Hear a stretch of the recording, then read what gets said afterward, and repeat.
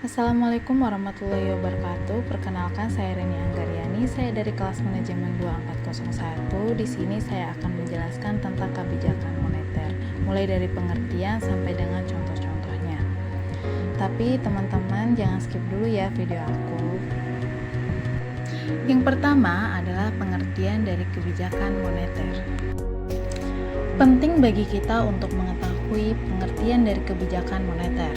Kebijakan moneter adalah kebijakan pemerintah atau otoritas moneter dengan menggunakan pengubah jumlah uang beredar atau money supply dan tingkat suku bunga untuk mempengaruhi tingkat permintaan agregat dan mengurangi ketidakstabilan perekonomian.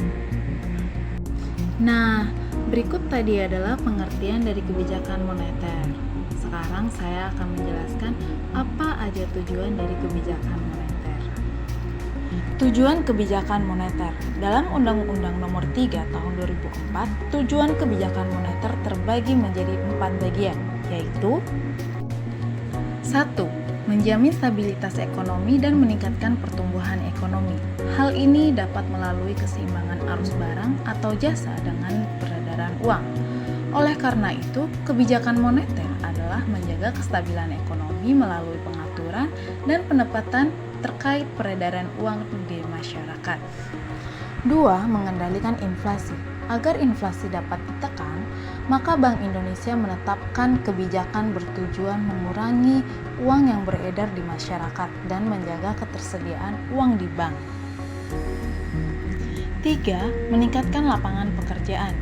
Adanya kestabilan peredaran uang membuat aktivitas produksi meningkat. Dengan naiknya kegiatan produksi, maka diperlukan sumber daya manusia atau biasanya disingkat dengan SDM dalam pengelolaannya.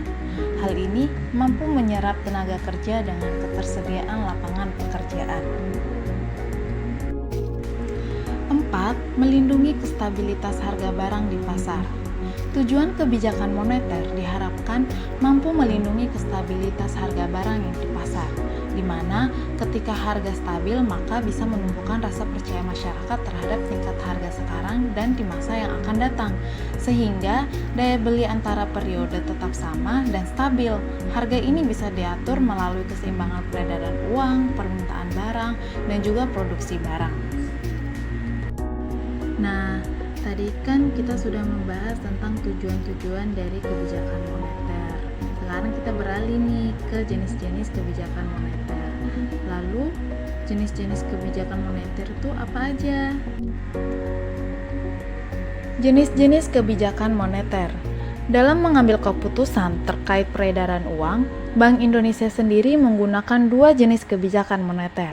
Pertama, kebijakan moneter ekspansif.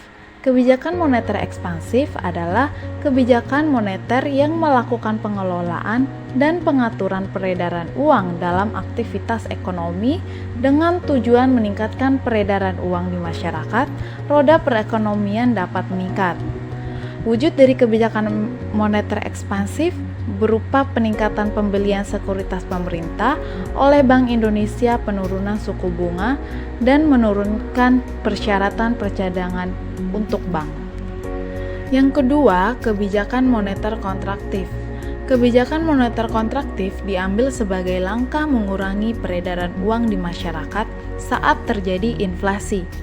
Wujud kebijakan moneter kontraktif melalui penjualan obligasi pemerintah, peningkatan suku bunga bank, dan meningkatkan persyaratan untuk bank. Sebelumnya kita udah mempelajari dari pengertian, tujuan, dan jenis-jenis kebijakan moneter. Sekarang kita beralih ke contoh-contoh kebijakan moneter. Lalu, contoh-contoh kebijakan moneter itu apa aja? Berikut contoh-contoh kebijakan moneter. Pertama, pelaksanaan kredit langsung oleh Bank Indonesia. Pemberian kredit langsung kepada berbagai sektor atau proyek yang memerlukan dana secara mendesak. Hal ini dapat meningkatkan jumlah uang yang beredar karena harus membiayai kegiatan dengan segera. Kedua, penyediaan fasilitas overdraft. Saat Bank Indonesia membantu bank umum yang mengalami kesulitan likuiditas jangka pendek, maka hal ini termasuk fasilitas contoh overdraft. Bantuan yang diberikan berupa pinjaman jangka pendek dengan bunga yang sangat tinggi. Ketiga, program intervensi rupiah.